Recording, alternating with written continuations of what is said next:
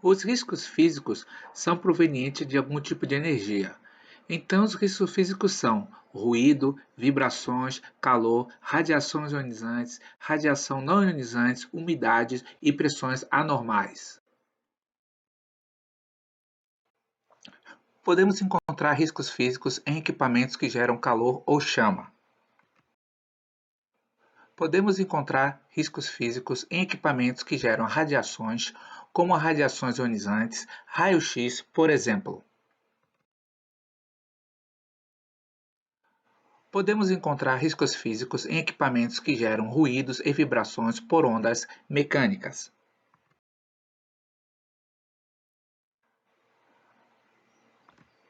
Ruídos e vibrações são ondas mecânicas e calor se propagam por ondas eletromagnéticas. Ambos podem provocar diversos males à saúde do trabalhador, se este não se proteger através de medidas preventivas adequadas. Qual a diferença entre radiação ionizante e não ionizante? A diferença entre os dois tipos de radiação está no próprio nome. A radiação ionizante é a radiação com energia suficiente para produzir a ionização. Exemplo de radiação ionizante: raio-x, radiação alfa, radiação beta, radiação gama. Exemplo de radiação não ionizante: radiação ultravioleta, radiação infravermelho, radiofrequência, laser, micro-ondas. Finalizando a tabela com umidade, que é a parcela de vapor d'água na atmosfera, frio, que podemos encontrar em câmeras frigoríficas, e pressões anormais, mas relacionada à atividade de mergulho e alpinismo.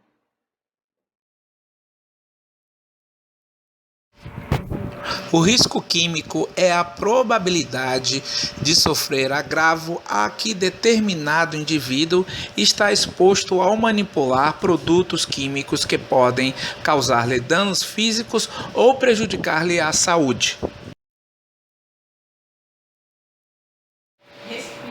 Consideram-se agentes de riscos químicos as substâncias, compostos ou produtos que possam penetrar no organismo do trabalhador, principalmente pelas vias respiratórias, nas formas de poeiras, fumos, gases, neblinas, névoas ou vapores, ou pela natureza da atividade de exposição, possam ter contato ou ser absorvido pelo organismo através da pele ou por ingestão.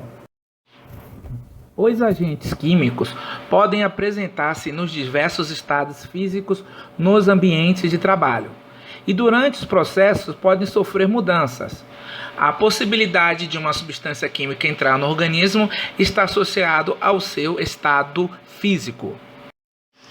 As formas de adentrar no organismo podem ser através da inalação ou via respiratória, por ingestão ou via digestiva,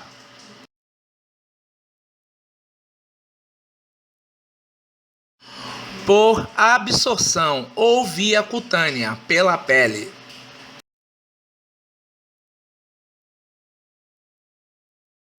Os danos físicos relacionados à exposição química incluem desde irritação na pele e olhos, passando por queimaduras leves, indo até aqueles de maior severidade, causado por incêndios ou explosão.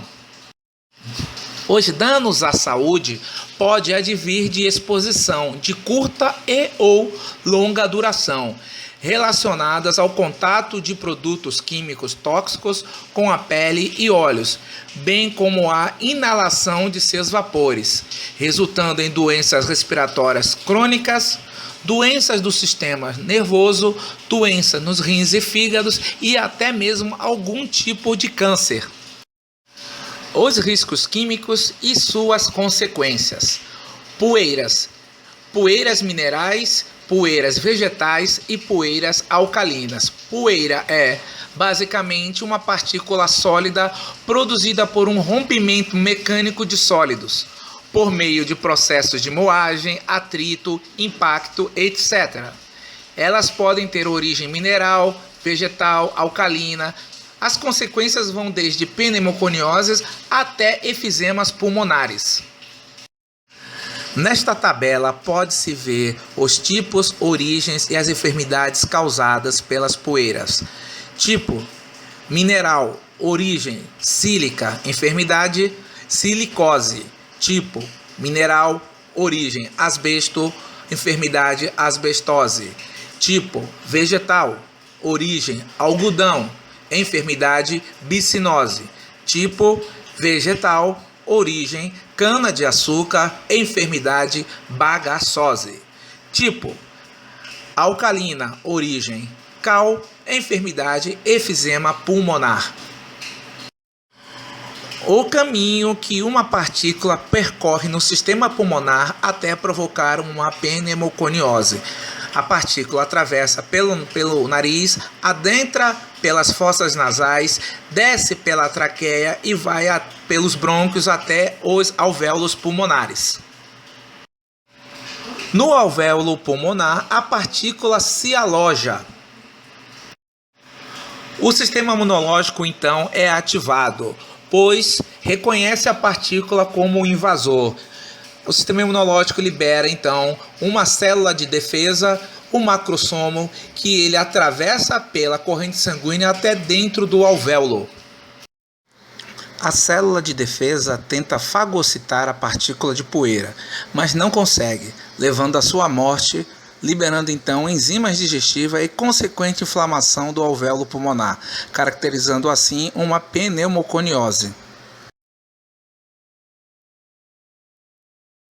Medidas preventivas contra a pneumoconiose: usar máscaras especiais com respirador. Fazer uso de jatos de água e método de corte molhados durante o trabalho. O local deve ter uma ventilação apropriada e comer, beber ou qualquer outra atividade deve ser feita longe da poeira de sílica. Fumos metálicos.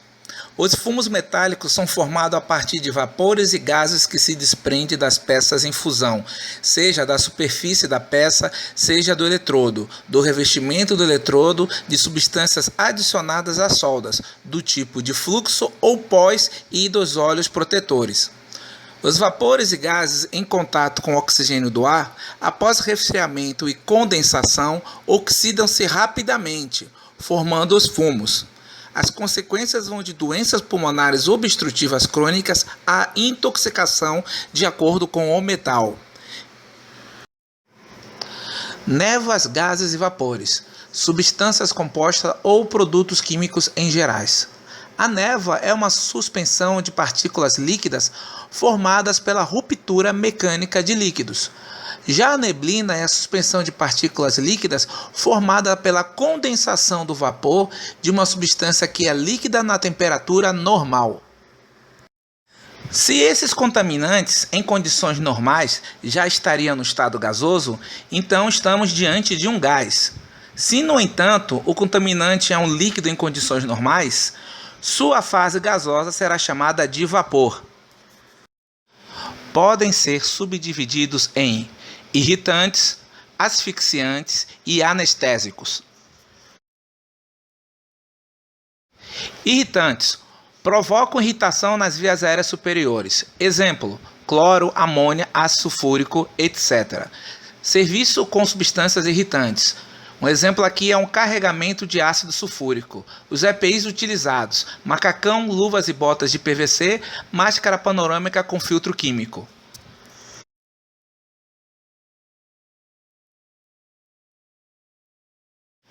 Asfixiantes. Eles deslocam o oxigênio do local, impedindo que este possa ser respirado pelo trabalhador.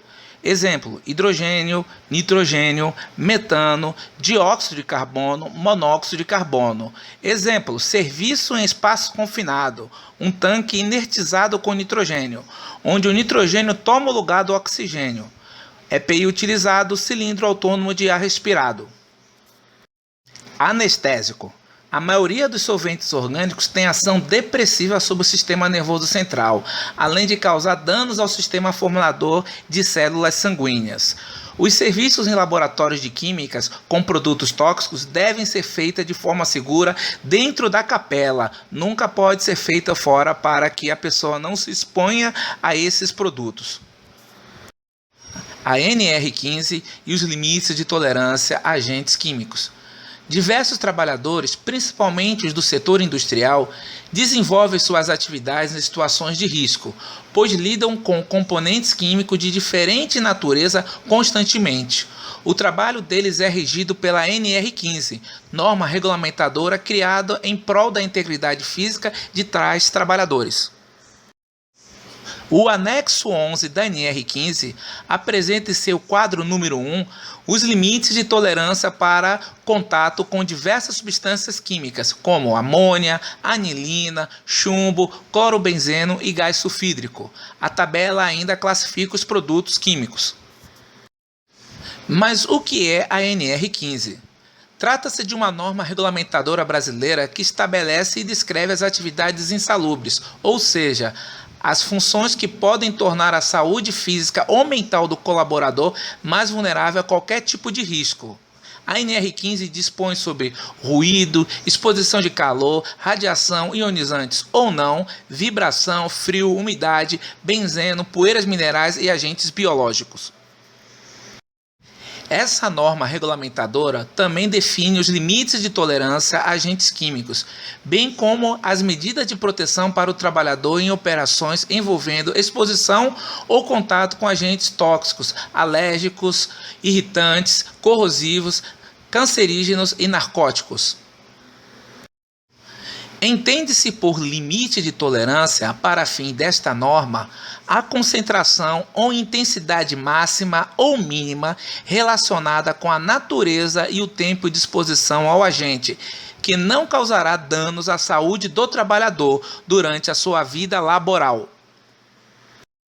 Em outras palavras, o limite de tolerância é um valor no qual abaixo dele o trabalhador não sofrerá ou tenderá a não sofrer danos à sua saúde.